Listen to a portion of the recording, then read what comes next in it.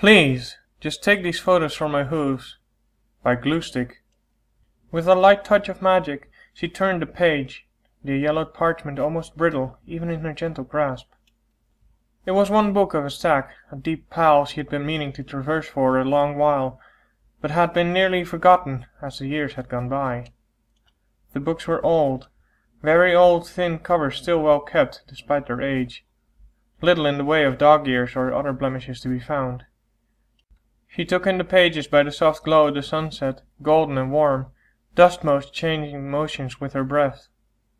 Each one bringing her nose the smell of time and knowledge, a great balance for the wine she sipped. It was almost refreshing reading like this again. She hadn't had time for a long while, far too long. Oh, there was always something to read in her line of work, but it was different entirely to be able to sit down and read for one's pleasure, as opposed to work or research. Just to read a tale of fancy was a rare respite. Another page turned as she looked over the top of the book.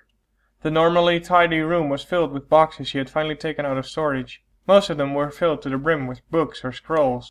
The one that was open at the lead of the parade having contained a small pile before her. The one packaging still contained enough for other material that it was almost ready to split in two. Her eyes returned to the page, the soft glow of the setting sun making sure the words were visible, even as the other page was turned. She paused, breath catching in her throat. A photo was jammed in between the pages, a makeshift bookmark. Unlike the book it had been trapped inside, the photo had been folded often, one corner lost over the ages, and massive crease marks running over the image of the 6 mares, pink, cyan, orange, yellow, white, and purple, happily posing together. Despite the wear, one could still make out the smiles on their faces, a moment of joy caught in time.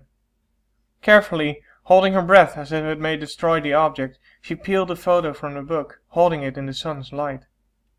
With great care, she set it on the table before placing a proper bookmark back into the paperback, pausing to take another sip of wine as she turned her attention upon the box again. Each and every object in it was slowly taken out, bathed in the sun's light before finding its way to the table. First were scrolls, carefully rolled and sealed, with any luck saved from the ravages of time. Then came a letter, folded carefully and addressed to her. Shaking, she put it aside and delved into the box once more. A large photo album basked in the sunlight. Tears gathered at the corners of her eyes as she slowly looked through the collection of memories, the 6 mares appearing throughout with friends and family, pony or otherwise, in every setting one could imagine. On an occasion, 2 larger ponies would appear, one of the purest white and the other navy blue, though they were more sporadic in their appearances at best. At times she wondered where they were. What could have possibly been so important that they had not shared time with the others in the photos? Where had they been as life played out and had been captured in these tiny windows to the past? Her thoughts went to each picture, each one a story, sometimes joyful and simple, a moment of triumph or a moment tempered with lies, a tinge of sadness. Sometimes there was no definition which was which. She didn't mind, she told herself, eyes misting up again as she remembered each and every event, either first hoof or from retellings. She didn't mind because everything had turned out in the end. Everything had gone just as planned, every single box on the list checked. Reaching the end of that, the letter beckoned to her, elegant and precise script seeming to flow under the setting sun, as she opened it. The script spoke of life, and the end, and the middle, and of joys and regret. She read the name, signed at the end, eyes now freely flowing as she banished her belief from before, wondering where she had been, thinking of everything she could have done differently.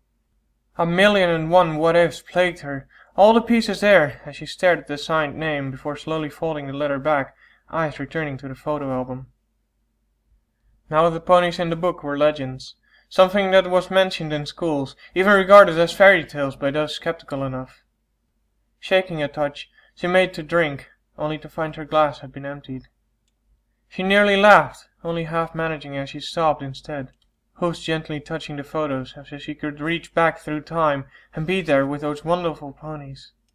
If she could go back and spend more time with them all, like 1,000,000 times before, she wondered how different everything may have been if she had just been there more often, if she had spent more time with them all, instead of just striving to do what she assured herself had to be done.